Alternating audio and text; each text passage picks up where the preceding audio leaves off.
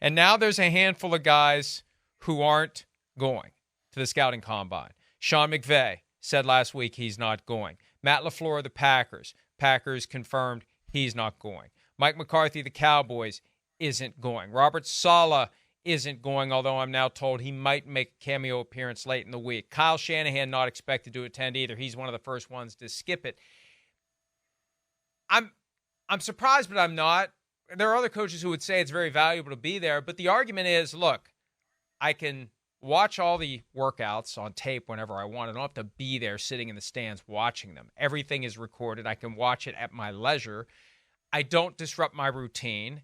And I can participate in the 15-minute interviews with the prospects via Zoom while other people are there in the room. So, it's not a huge groundswell yet, but you get 4, 5, 6 coaches realizing the scouting combine isn't worth their time to go and attend. At some point, the NFL's got to get a little bit nervous that this thing they've tried to fashion into a tentpole offseason event, it's kind of hard to sell that if half your coaches decide they don't need to go. Yeah. Mike, I think there have been a lot of people, you've written about this, a lot of people have written about it recently, about this spate of coaches who don't go. I'm not going to tell you which coach it was, but a couple of years ago, I remember having a conversation with a coach about not going to the combine. And this coach basically said, listen, I like the combine.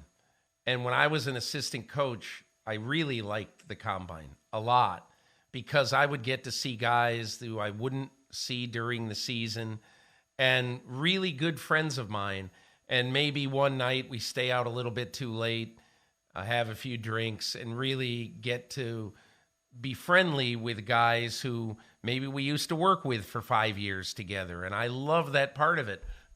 But he said what makes it hard now is the simple fact that when I walk down the hall of Lucas Oil Stadium or walk downtown to go get a meal or to go back to my hotel or whatever.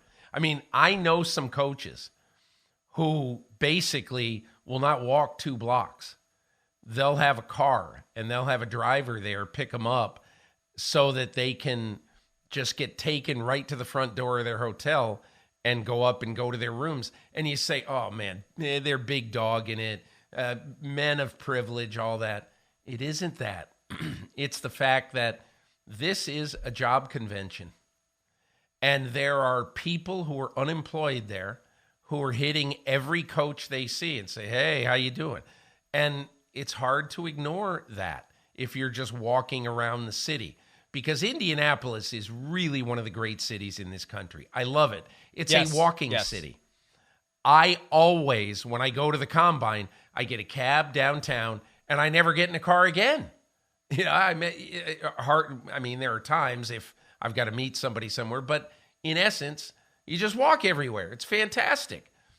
But if you are a famous coach, and almost every coach is famous and very recognizable, it's just not that much fun to be able to not walk anywhere without getting stopped 6 times. And I think that's why some of them don't want to go. And Mike, you're absolutely right. You're absolutely right. Bill Parcells said this a long time ago when he was the last year that he had control over a franchise's roster. He was in Miami. I forget what year it was. And do you remember the quarterback from West Virginia that the Dolphins took in the 2nd round because they wanted to Pat White, yes, I remember. Pat White. They wanted to have an option quarterback, basically. And what happened was it turned out to be a disaster. And they picked him, whatever, I'm going to guess, 42nd in the draft. And the next year, Parcells says, listen, we are putting our draft board together before we go to the scouting combine. And the only thing that's going to change it, nothing in these drills is going to change it. Nothing in these interviews are going to change it.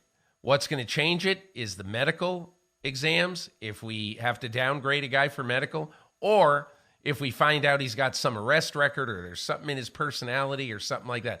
Otherwise, nothing changes with our draft board for the next year. And these things, I think, coaches now view. I mean, it's good to meet these players. It really is. It's very good to meet them.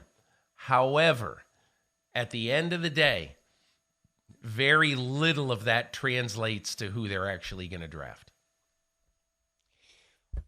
I could say a lot about Pat White's NFL career and his college career. He was spectacular at West Virginia. It never worked out for him at the NFL level, but he was the 44th overall pick, highest quarterback taken from West Virginia since Oliver Luck in the early 1980s. Wow. Drafted by the Houston. That's amazing. I didn't know range. that. Yeah. Wow. All right, we take a break. When we return, A.J. Brown weighing in on some of the rumors that have been engulfing the Philadelphia Eagles. We'll do that next here on PFT Live. Hi, it's Mike Florio. Thanks for watching PFT on YouTube. Hit subscribe for the latest news and analysis from Pro Football Talk.